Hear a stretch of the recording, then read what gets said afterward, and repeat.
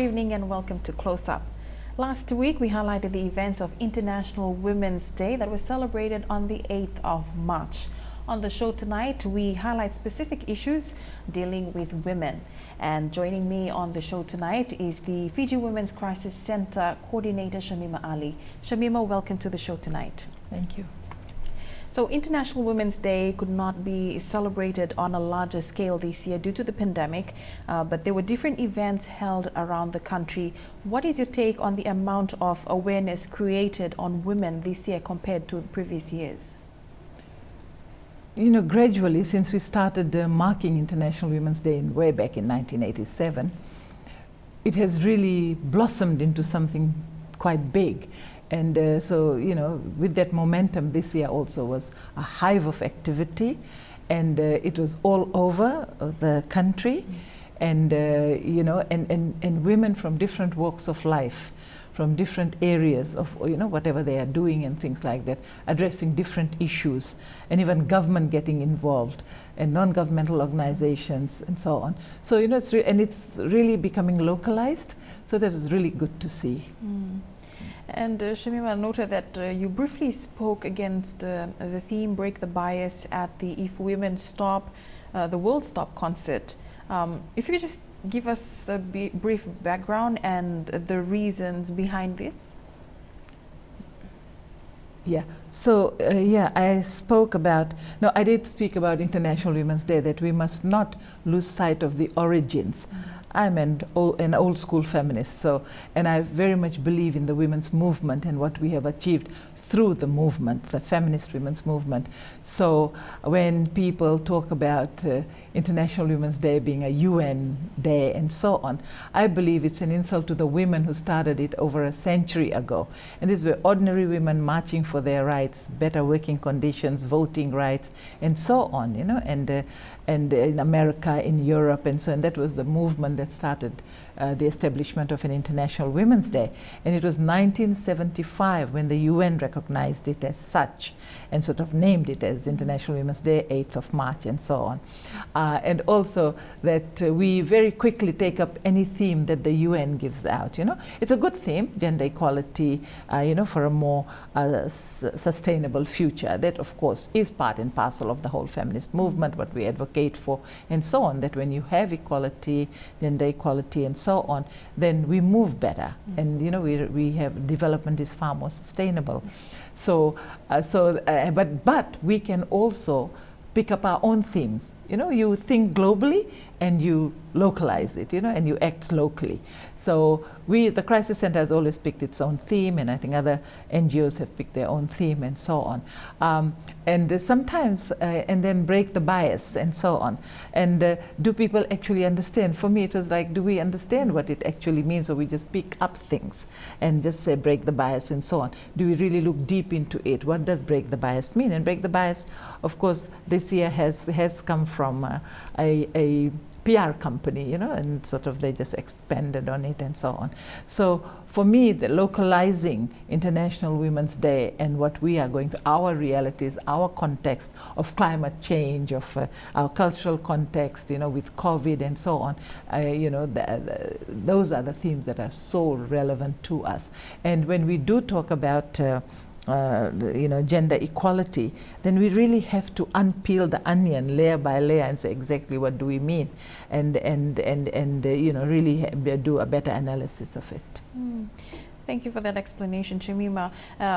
So how would you rate Fiji in terms of gender representation, women representation, and in terms of leadership? We're still way behind. We haven't achieved the 30% that we should have achieved by 2020. We're still way below, 17% in parliament and so on, 20%, I think 20-something% on boards and things like that. So we really haven't.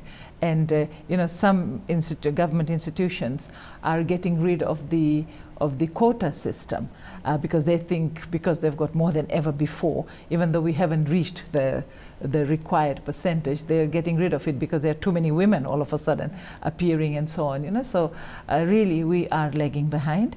We are not doing as well as we should be doing, and we need to do a lot more. There needs to be the political commitment, and you know, and there needs to be resources, and there needs to be a better understanding of what gender inequalities mean. What does it mean for women to be able to survive, to live in a patriarchal society?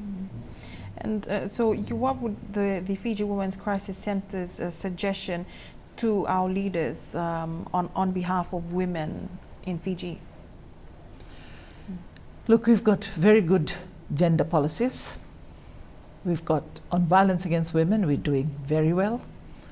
In terms of policies, we are the only second country, I believe, now who is working on, which is working on a national action plan for the prevention of violence against women, led by the government, led by the Ministry for Women, and so on. So that is great, and it's also a very, you know, a very collaborative effort with NGOs, the government ministries, and so on. So that's all very good. And we've got this service delivery protocol. We've got very good legislation around domestic violence. Though it is gender neutral, that can be a difficulty, and we need to review that, but it is there. And we've got very good laws around the Crimes Act around rape and so on, child protection laws and so on. But the problem is, one is implementation will fall flat, because the biases are still there. We haven't broken the bias in any way. It is still there. So when these policies and things are to be implemented, we fall flat, because everyone is not on the same page. Everybody does not believe in women's rights. We have to walk the talk, and we are not doing that. So and the leaders also have to behave accordingly, you know, and so on. And they have to show leadership in this, true leadership, not only talk.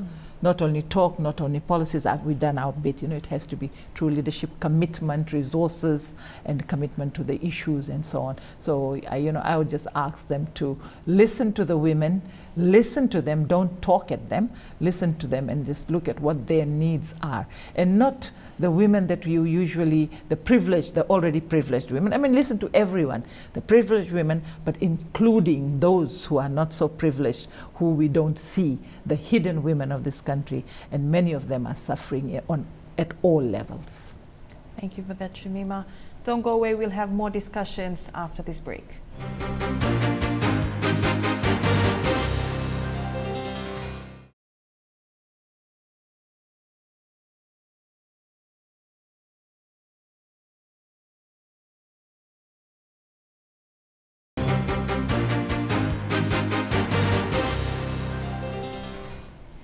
Welcome back. Now, Shamima, we change our topic to domestic violence. The Fiji Women's Crisis Center's counseling service has served over 9,000 cases of abuse, where 73% of the cases received were in relation to domestic violence. That's an alarming number. If you could just tell us more about this. Yeah, those also just are the ones that are reported to us. There are many more which don't see the light of day. So yes, and that is quite shocking. We have seen an alarming increase over the COVID period because of the lockdowns and so on. The environment was very conducive to the kind of control, emotional abuse, physical abuse, and so of women. So yeah, so really we have, I believe that the numbers are increasing, though we haven't done a comparative study, but COVID and the the natural disasters and so on, floodings and all those things, COVID particularly, these things exacerbate the situation, and that is what we are seeing. That is what we're seeing manifested now. And Fiji was also rated among the highest case numbers in terms of domestic violence, with more than 600 cases of domestic violence for the month of January alone. And the number of cases, as you have mentioned, continues to increase. So how is the center tackling these sort of issues? 24/7. Yeah. So we've got counselors, we've had to train a bunch of, a cohort of another about 16 counselors throughout Fiji. We have to increase the numbers. We have to, over the since the COVID outbreak, we've used the phone counseling. So we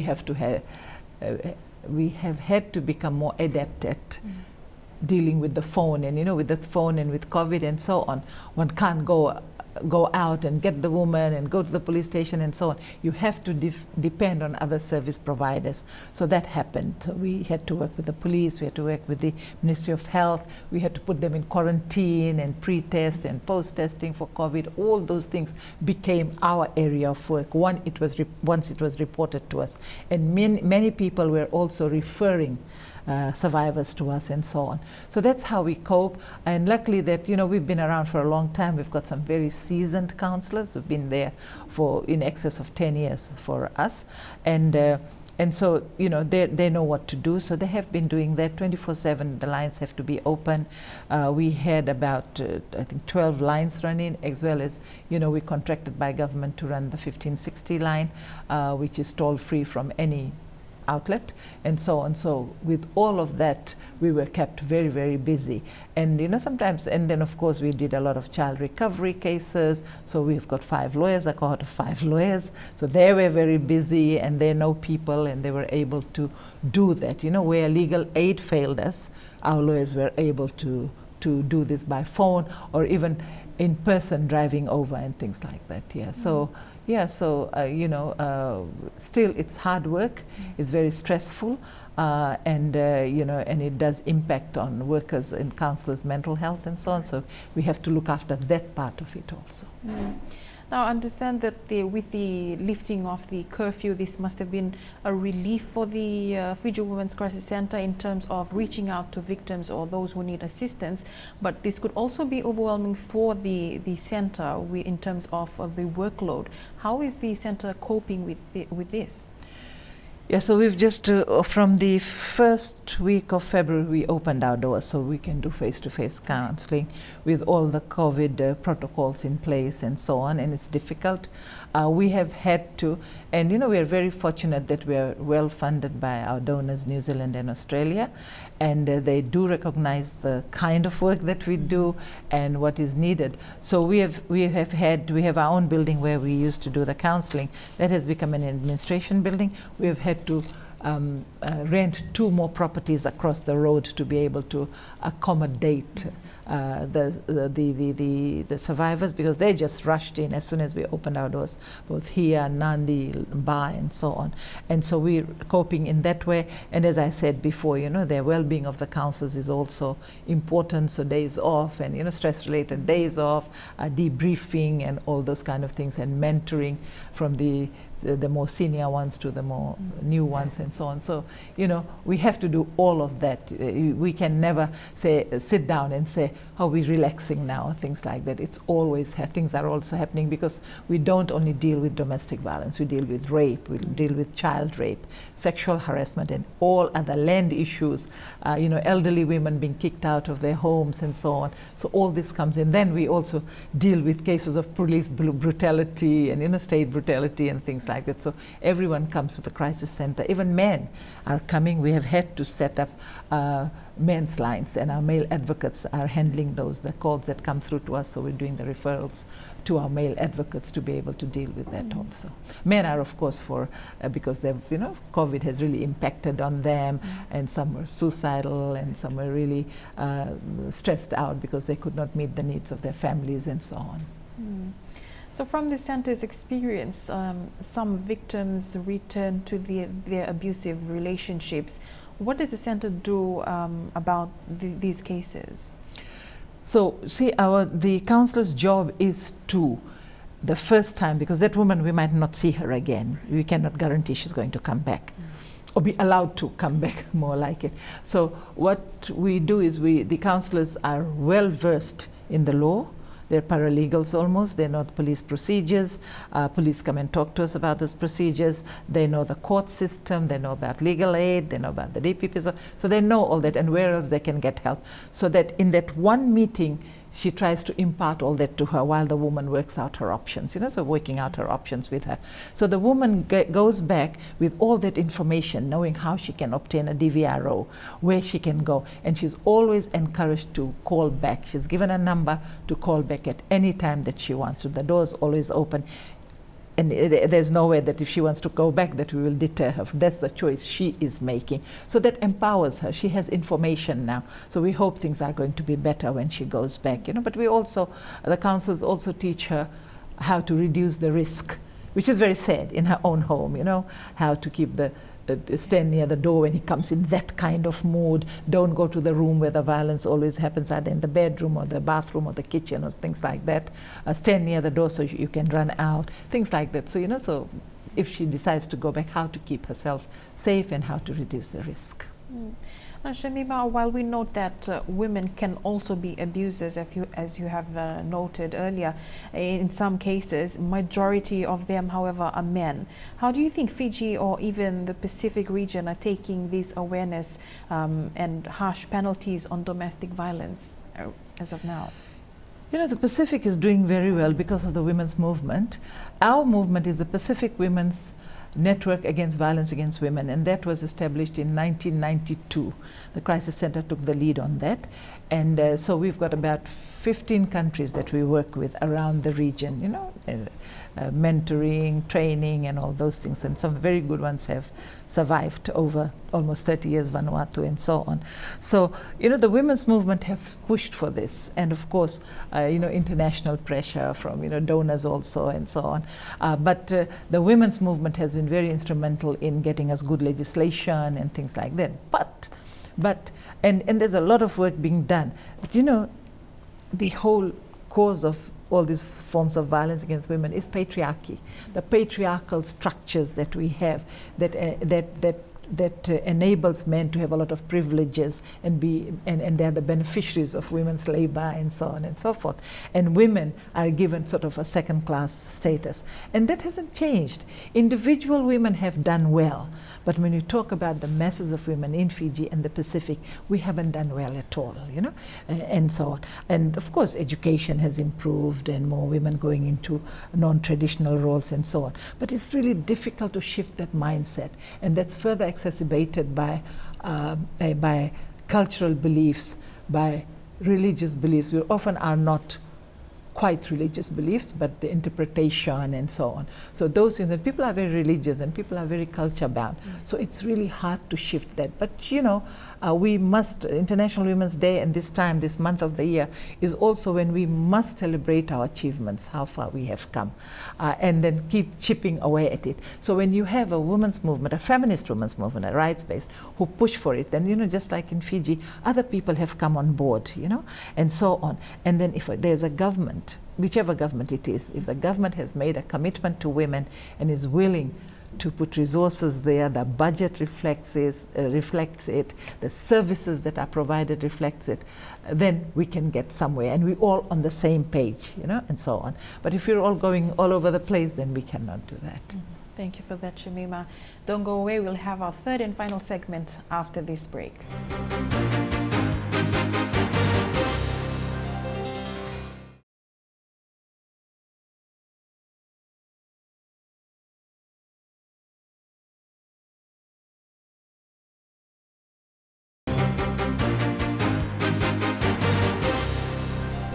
Welcome back. For those of you who have just tuned in, we are now on Close Up, and our topic for this segment is rape. Unlawful sexual activity, most often involving sexual intercourse against the will of the victim through force or the threat of force, or an individual who is incapable of giving legal consent because of minor status, mental illness, mental deficiency, intoxication, unconsciousness, or deception. This is rape. Shamima, I had to read out the full meaning of rape. For some of our viewers who are tuning in tonight, some may not know that they're victims themselves, especially when it comes to deception. If you could just tell us more about this. Yes, we have a very weird understanding of rape. It's almost like having sex normally. It's all consensual and one shouldn't complain and so on. And it's so and then also, again, because of patriarchy, the power and control and so on, the power imbalances and so on, it's often when women are said to be are expected to be obedient to men and listening to them and so on. From a small girl, we are taught that, you don't look at men in the eye, and so whenever men ask you to do something, you do it, cook for them, clean for them, and things like that. So sex comes into that also. So a lot of women, we internalize these teachings as we are growing up. So we internalize and saying we don't have the right to say no and things like that. And because men are so privileged, they get everything done for them and so on. And when they ask women to cook, and because they've seen their moms, their aunts, everybody else doing that kind of thing, so they also come to expect that kind of behavior. So when women say no, how dare you say no to me? I'm a man, don't you know that? And so on. So men internalize that also. Not all men, the rape-minded men that I call. So people think it's about sex. The woman must have asked for it. We always are looking at the victim, survivor. We are never looking at the perpetrator. We find some reason, even to the extent when a 2-year-old gets raped, we say, where was the mother? And raped by her father or her grandfather, because these are the harsh realities of rape. I can give you the stats about how many, what percentage of relatives are the ones who are raping women and children and so on. So, so all these myths are there. Women's dressing, women drinking, women going to nightclubs, drinking with the boys, all this kind of thing. Why did she leave the door open? A woman is breastfeeding her baby, and there's a home invasion and they rape her. Why did she leave the door open? Why did she leave the window open? So we have all these things, and then when we talk about marital rape, a woman is not supposed to say no to her husband. But rape is rape, as you've just read out. It's forced, it's against her will. Everyone has got the right to say no. So, so in this milieu, in this kind of belief system, we are trying to address it. We believe that rape is the most underreported of crimes. In Fiji, we believe less than 5% get reported. New Zealand is saying less than 5%, so where are we? And things like that. So the rest of them do not get reported because of the shame, the stigma, and because majority of the perpetrators are known to the survivor or related to the survivor. It's only about 4% who are strangers in Fiji, those reported to the crisis center. So the rest are people known. So there's a huge cover-up and a conspiracy of silence about protecting the patriarch, protecting the powerful man, protecting our own brothers, husbands, and so on, and the survivor. So it goes unreported, and that's a lifelong trauma for the survivor. Shamima, you had also mentioned earlier in one of our discussions that rapists are the most cunning of all criminals out there. And studies have also shown, and you've also been you've spoken out against rapists. If you could just briefly tell us more about this. Yes, definitely. I mean, we've done the research, and we've seen that rapists are the hardest to change. I even spoke to someone who worked in the prisons, in corrections, not someone, several people who were used to work there and who have attended our trainings. And we have learned from them that they are the most cunning, they will be the most well-behaved of people, so they get the softer jobs and things like that, whereas those other ones, robbery with violence, and they will show their colors and true colors, and so they're seen as the bad ones, and these ones show themselves to be really very sly, and they do everything good and so on. And they are the hardest to change. Their attitudes do not change at all, the thinking does not change at all. So they come out earlier, or they get more privileges and so on. So when people talk about convicted rapists to go and play rugby without even serving a third of their sentence, and go against the rules, their own rules, the corrections rules, that you have to serve a certain amount of your time before you are ready for rehabilitation or qualify for rehabilitation, then there has to be an outcry. We have to cry out loudly, and that is what's happening at the moment with two of the rugby players, Lamba Lamba and Nasila Sila. It's not against the person. It's about the issue of rape. When we're saying this, that there's such high rates of rape in our country, the youngest victim, according to us, from 2 to 76 years old, and everyone in between, and so on. And everywhere you go, there, we read the ODPP's stats and so on. Then we have to stop doing this because people look up to rugby players, soccer players, and so on. When we excuse them this behavior and they are free to play the sport or do, at their leisure and things like that, and appear in public like nothing has happened, that is sending out a very bad message to young men who idolize these stars, and women also. It's telling, what about the woman who is raped? Are we thinking about her?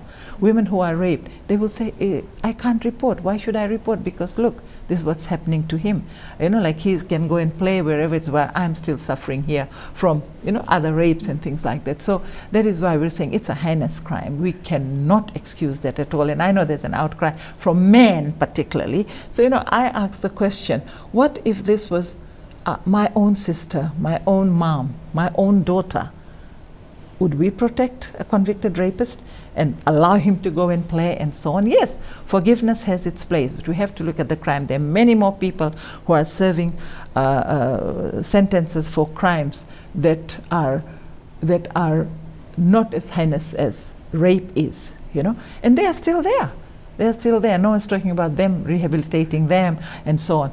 I totally believe in the Blue Ribbon campaign. Not totally, but I do feel that there is some kind of rehabilitation program that should take place and has taken place.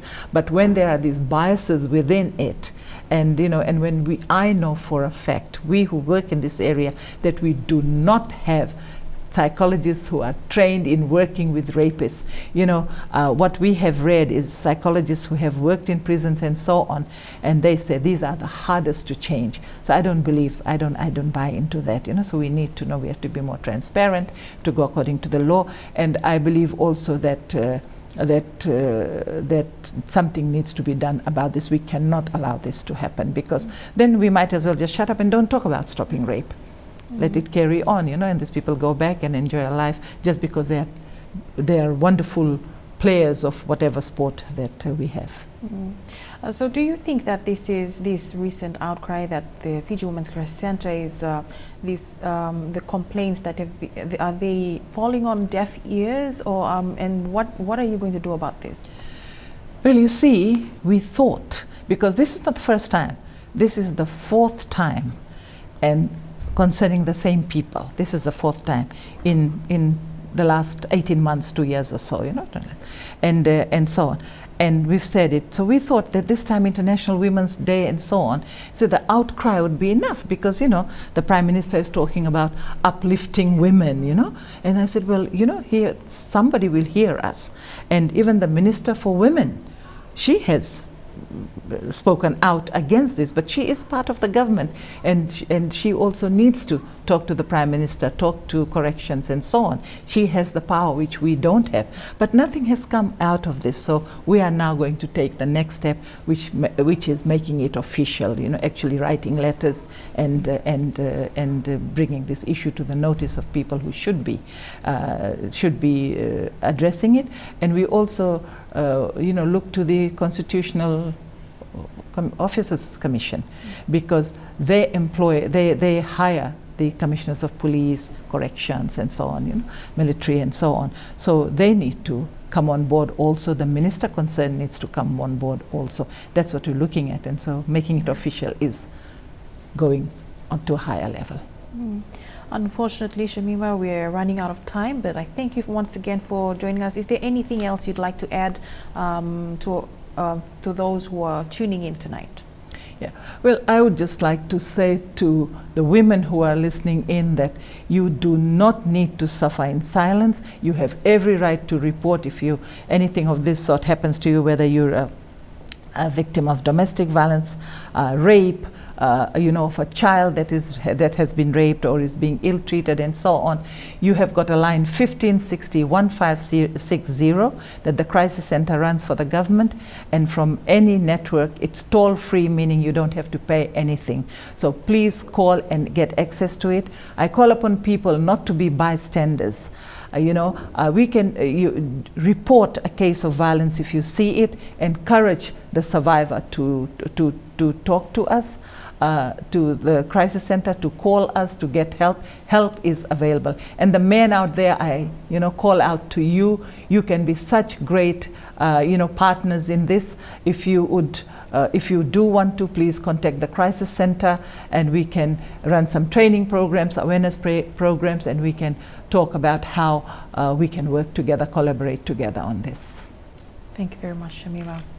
That's Close Up for tonight. For questions and comments, please send us an email on news@fijitv.com.fj. Until next week, stay safe and have a good night.